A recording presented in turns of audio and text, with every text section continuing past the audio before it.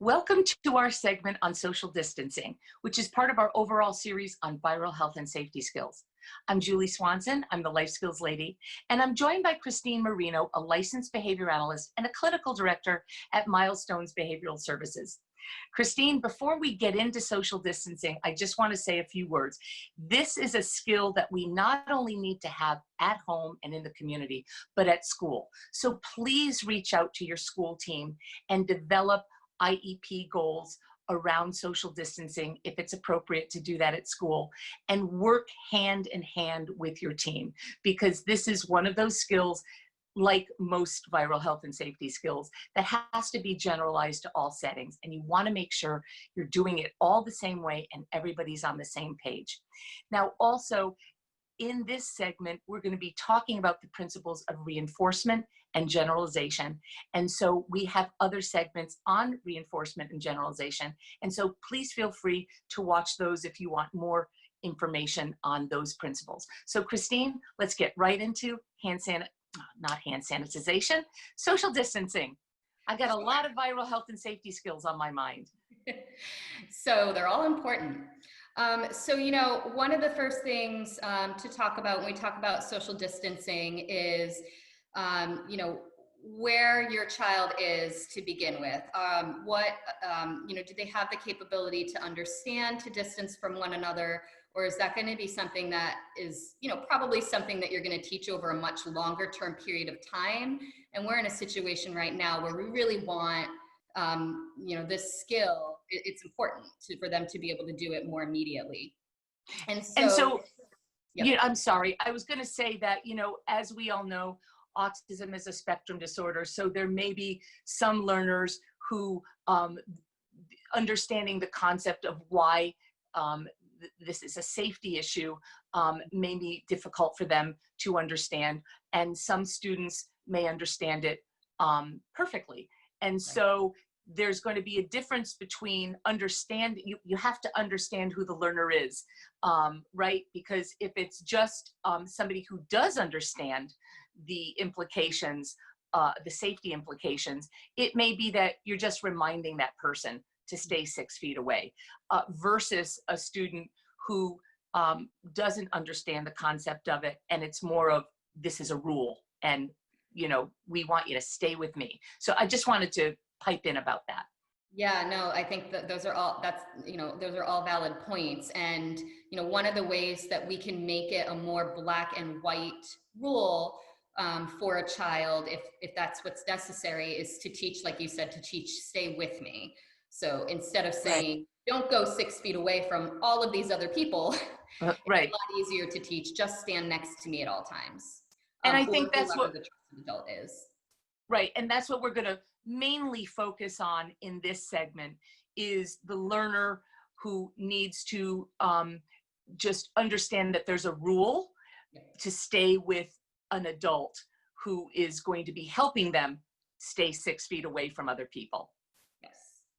And so the first thing you want to do is have some idea of what the child's capability is to begin with. So when you step into the grocery store, are they able to stay next to you for the majority of the trip and then they kind of lose it at the end a little bit? Or, is it right away that, they're starting to wander off? And when you are teaching any skill, and this included, you want to make sure that you're teaching it in, kind of bite-sized manageable steps for the child. So that child who isn't able to distance at all, you're not going to begin with a half-hour grocery store trip. Our recommendation would be to even begin practicing at home, where you're only focused on teaching the child. You're not focused on any other tasks. You have hopefully the time and the opportunity to do a lot of practice if that's what's necessary. You can really get that skill in their repertoire, and then afterward work on having them now do the same thing when you're out and about. And so let's talk about reinforcement, because as you've explained in other segments that you've done, that was the hand sanitization segment, which is why I said hand sanitization, is that you can't teach anything without reinforcement. It's a really powerful, powerful um, procedure, or what would you call it, a principle? Well, yeah, yeah. So, you know, reinforcement really is a way to motivate somebody. So it's giving something. It could be anything. It could be something tangible. It could be praise or a smile. It could be lots of different things after they do the thing that you want them to do. And so it's vitally important that we are reinforcing or giving a reward to children at a really high rate when they're learning a new skill, and definitely much more frequently than we are correcting them. And that's one of the reasons why it's important to start small, because if you're starting with teaching a lot of steps at once, you're going to be doing a lot of correcting and probably not a lot of reinforcing. So you want to begin with those small steps so that you can deliver that reward frequently, they feel successful and good about themselves, and then you can add on. In the home environment, we have more variability in what we can use as rewards. So, it's another reason to start practice at home.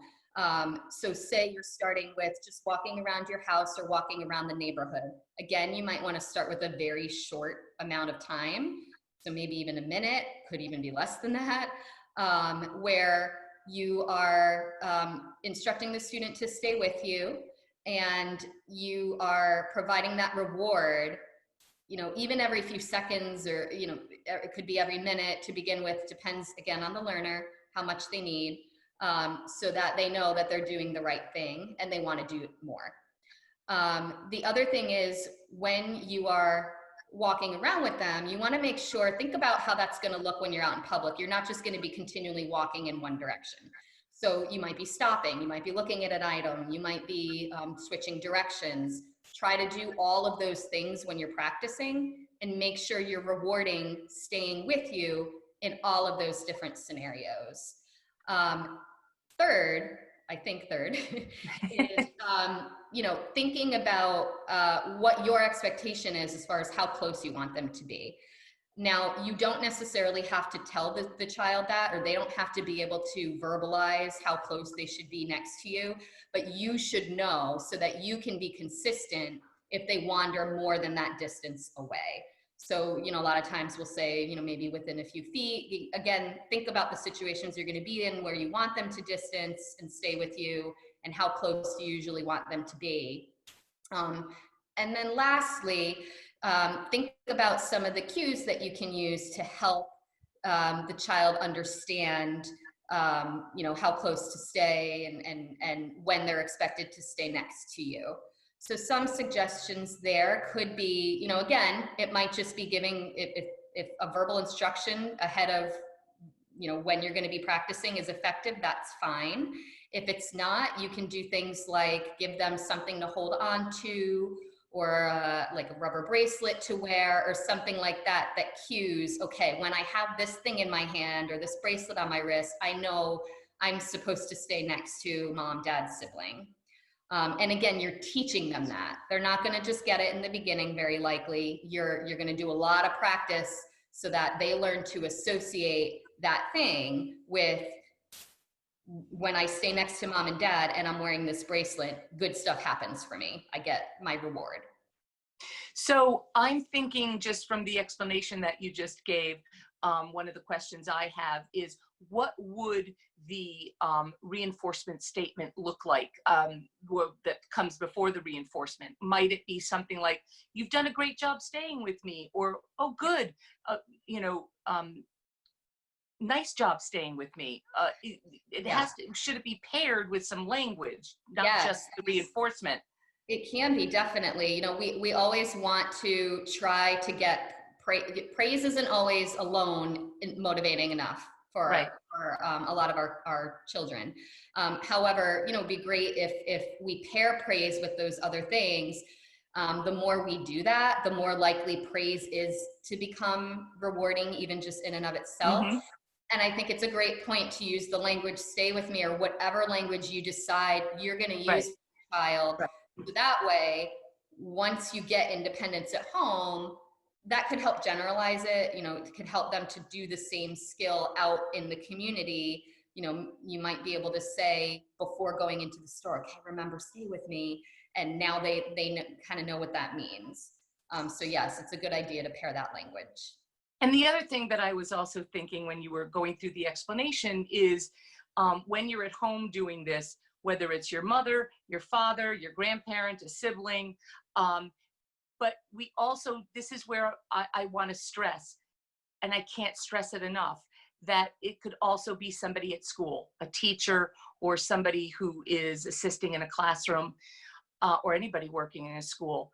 And that this really needs to be something that you're doing consistently with the same language at school and at home. And so again, please work with your school team on this. And I want to talk about parent training, which I should have mentioned earlier.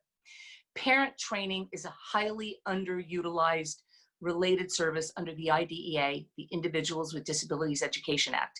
Transportation is a related service, occupational therapy, physical therapy, speech, counseling, etc. Well, parent training is a related service. So you please reach out to your school team and ask them to provide you parent training.